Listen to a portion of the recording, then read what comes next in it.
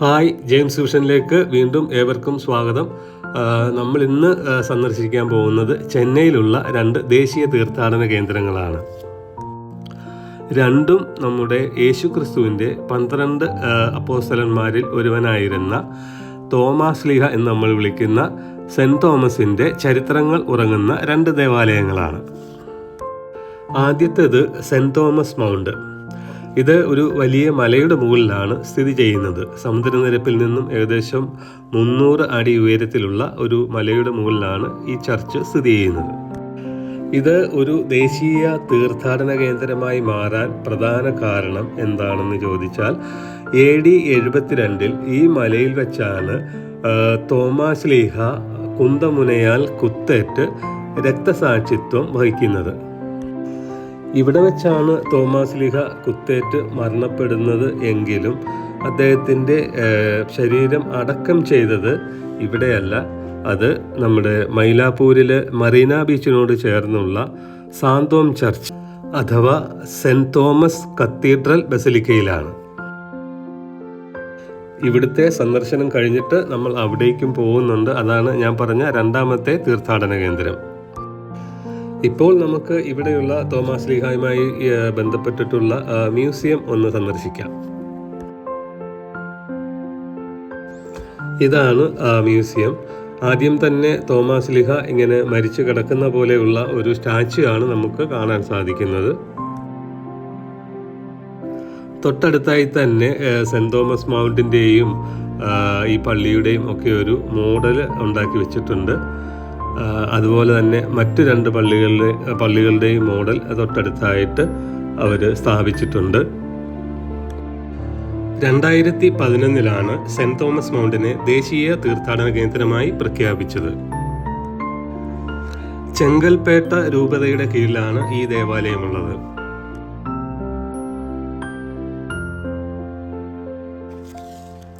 Cent Thomas മൗണ്ടിൽ നിന്ന് കിട്ടിയ പുരാതന വസ്തുക്കൾ അവിടെ മ്യൂസിയത്തിൽ പ്രദർശനത്തിനായി വെച്ചിട്ടുണ്ട്.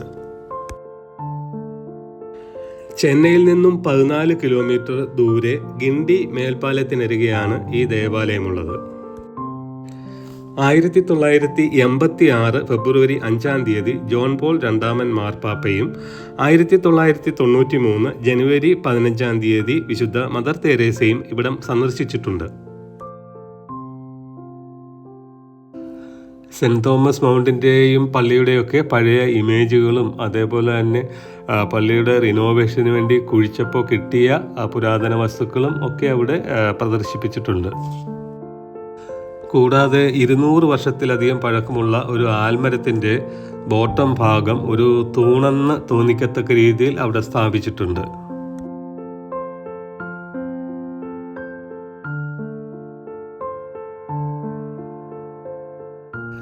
പുരാതന കാലത്ത് ഉപയോഗിച്ചിരുന്ന ഒരു മാമോദീസ കല്ലാണ് ഈ കാണുന്നത്. അങ്ങനെ ഞങ്ങൾ മ്യൂസിയത്തിൽ നിന്നിറങ്ങി മൗണ്ടിലെ മറ്റ് കാഴ്ചകളിലേക്ക് നീങ്ങുകയാണ്.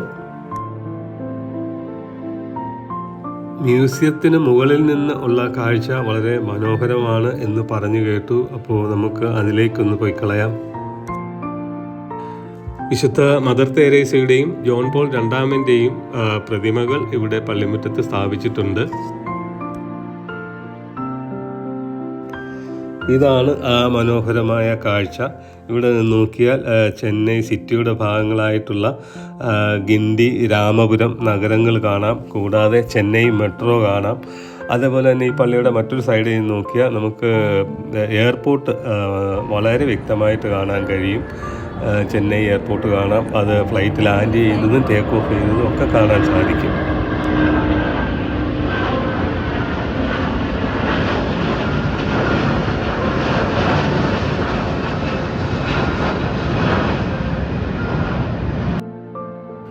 അടുത്തതായി നമ്മൾ കാണാൻ പോകുന്നത് കാൽവരി ഓഫ് സെൻറ്റ് തോമസ്, തോമാശ്ലീഹ രക്തസാക്ഷിത്വം വരിച്ച സ്ഥലം.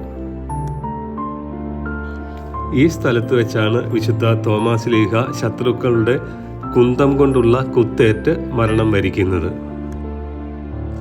ആ സംഭവങ്ങൾ ഓർമ്മപ്പെടുത്തുന്ന ചില രംഗങ്ങൾ അവിടെ ആവിഷ്കരിച്ചിട്ടുണ്ട്.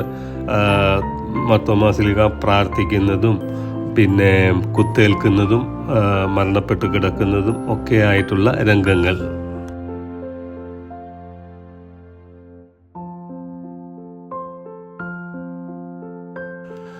പ്രധാന പള്ളിയിലും ചാപ്പലിലും ഒക്കെ മെയിൻ്റനൻസ് നടക്കുകയാണെന്ന് ഞങ്ങൾ ഇവിടെ എത്തിയ ശേഷമാണ് അറിയുന്നത്. അതുകൊണ്ട് തന്നെ ബാക്കിയുള്ളതെല്ലാം കണ്ട് ഏറ്റവും ലാസ്റ്റിൽ പള്ളിയിൽ കയറാം എന്ന് വിചാരിച്ചു. ഞങ്ങളെപ്പോലെ തന്നെ മെയിൻ്റനൻസിൻ്റെ വിവരങ്ങളൊന്നും അറിയാതെ വന്നതായിരിക്കാം. കുറേ വിദേശികൾ പള്ളിയുടെ ഫ്രണ്ട് ഭാഗത്ത് നിൽപ്പുണ്ട്. ആരോ പള്ളിയുടെ ഹിസ്റ്ററികളൊക്കെ അവർക്ക് എക്സ്പ്ലെയിൻ ചെയ്ത് കൊടുക്കുന്നുമുണ്ട്.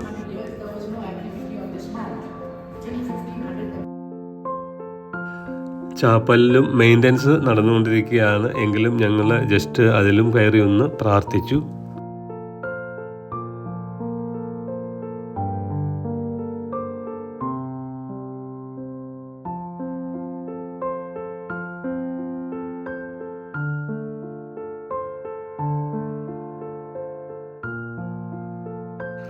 അങ്ങനെ ഞങ്ങൾ തൽക്കാലം സെൻറ് തോമസ് മൗണ്ടിനോട് വിട പറയുകയാണ്.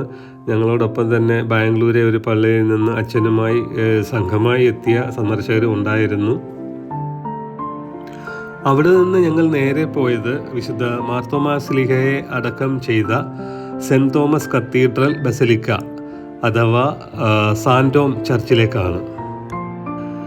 ചെന്നൈ സെൻട്രലിൽ നിന്നും 7 കിലോമീറ്റർ അകലെ മറീന ബീച്ചിനോട് ചേർന്നാണ് ഈ പള്ളി സ്ഥിതി ചെയ്യുന്നത്. യേശുവിൻ്റെ അപ്പോസ്തലന്മാരുടെ കല്ലറകൾക്ക് മുകളിൽ പണിതിട്ടുള്ള 3 പള്ളികളെ ലോകത്തുള്ളൂ. അതിൽ 3ാമത്തെ പള്ളിയാണ് ഇത്. റോമിലെ വിശുദ്ധ പത്രോസിൻ്റെ ബസലിക്കയാണ് 1ാമത്തത്. 2ാമതായി സ്പെയിനിലെ വിശുദ്ധ ജെയിംസിൻ്റെ ബസലിക്കയും.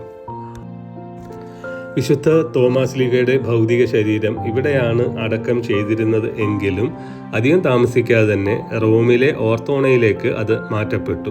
എങ്കിലും കല്ലറ ഇപ്പോഴും ഇവിടെ തന്നെയുണ്ട്. ഇനിയും നമുക്ക് പ്രധാന പള്ളിയുടെ ഉൾവശം ഒന്ന് കണ്ടു നോക്കാം. ഗോഥിക് രീതിയിൽ പണിതിട്ടുള്ള അതിമനോഹരമായ ഒരു ദേവാലയമാണിത്. മൈലാപ്പൂരിൽ മറീന ബീച്ചിനോട് അടുത്ത് സ്ഥിതി ചെയ്യുന്ന തോമാസ് ലീഹായുടെ നാമത്തിലുള്ള ഈ പള്ളിക്ക് മൈലാപ്പൂർ പള്ളി എന്നും മൈലാപ്പൂർ സാന്തോം ബസലിക്ക എന്നും ഒക്കെ പേര് പറയാറുണ്ട്. ഇതും ഒരു ദേശീയ തീർത്ഥാടന കേന്ദ്രമാണ്.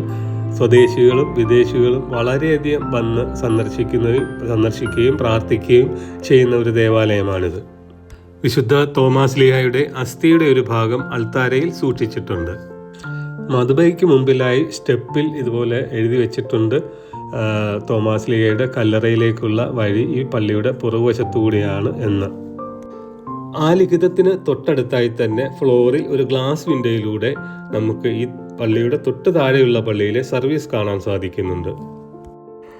ആ പള്ളിയുടെ മധുബഹയ്ക്ക് മുകളിലായിട്ടാണ് ഈ ഗ്ലാസ് വിൻഡോ സ്ഥിതി ചെയ്യുന്നത്.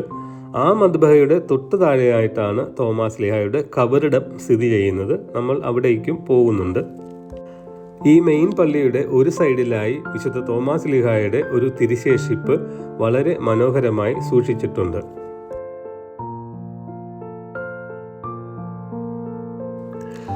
ഈ പള്ളിയിൽ നിന്നും ഇറങ്ങി അതിൻ്റെ കിഴക്ക് ഭാഗത്തുള്ള മറ്റൊരു ബിൽഡിങ്ങിലൂടെ വേണം നമ്മൾ ഈ പള്ളിയുടെ താഴെയുള്ള മാർത്തോമാസ് ലീഹായുടെ കല്ലറയ്ക്ക് മുകളിലുള്ള പള്ളിയിൽ എത്തിച്ചേരാൻ.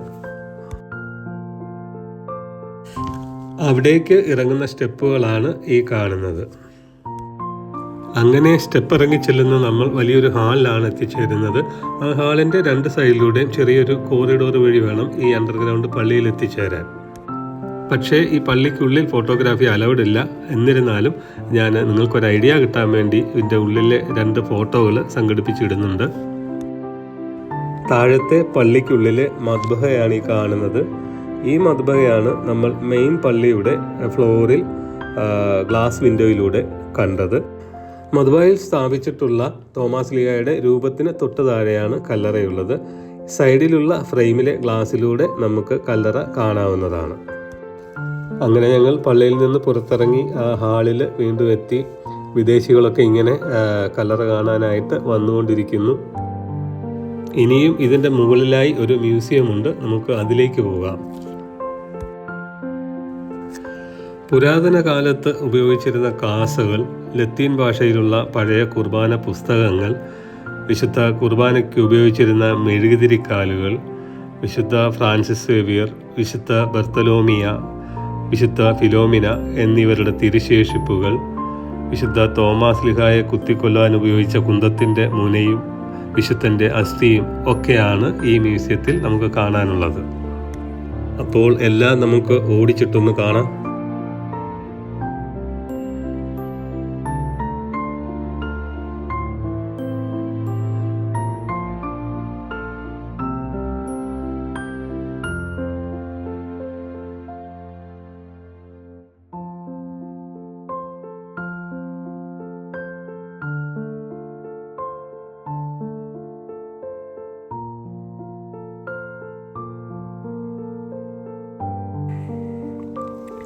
ഇതിനുള്ളിലായിട്ടാണ് വിശുദ്ധനെ കുത്തിക്കൊല്ലാൻ ഉപയോഗിച്ച കുന്തത്തിൻ്റെ മുനയും വിശുദ്ധൻ്റെ അസ്ഥിയുടെ ഭാഗങ്ങളും സൂക്ഷിച്ചിരിക്കുന്നത്.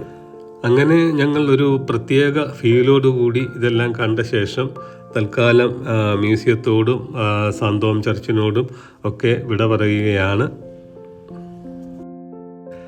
ചെന്നൈയിലെ ഞങ്ങളുടെ സന്ദർശനം ഇതോടുകൂടി കഴിയുന്നില്ല.